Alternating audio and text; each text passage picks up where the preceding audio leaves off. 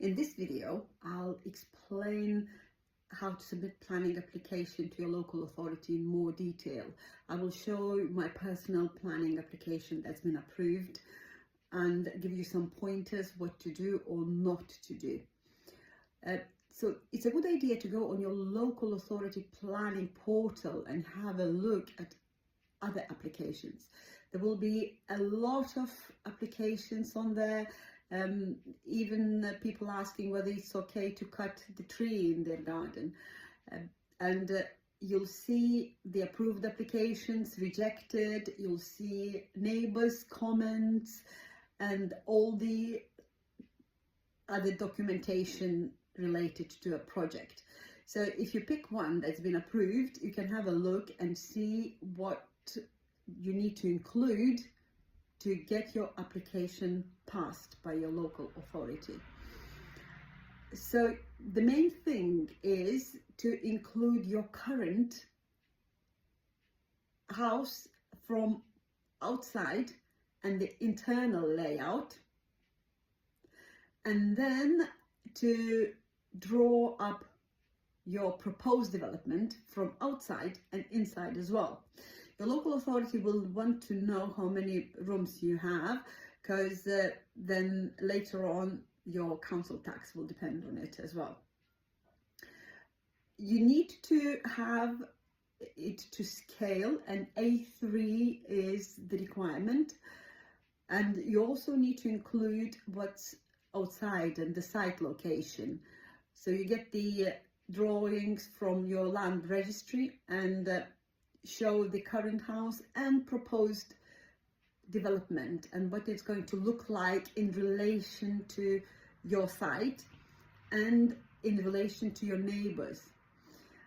You need to understand that building what you want might not happen because there are some requirements and we need to look after our neighbors. We can't build a castle and block all the sunlight to our neighbors, or build something very close to the boundary and have windows overlooking onto your neighbor's property or balconies and anything that might be deemed invasive to your neighbor. Another thing to understand is that you actually do not need an architect to draw your future project. You can actually do a hand drawing as long as it's accurate with measurements and to scale. That is good enough. In your planning application, include details of what the house is going to look like. If you are very quirky and creative and you want to have a bright pink house with yellow stripes, you might want to mention it to your local authority, because they might think that it's not going to look okay in the neighborhood and they might reject it. If you are in a conservation area, some other rules apply and you might want to check them. So what council actually does, they trying to make sure your proposed development fits in the neighborhood and your neighbors will not be at a disadvantage because of your new home. I also think it's very good to speak to your neighbors before submitting your planning application, because they will be notified by your council. Your close neighbors will receive a personal letter to advise them, and a general notice will be put outside the property for anybody else to object if they have grounds to.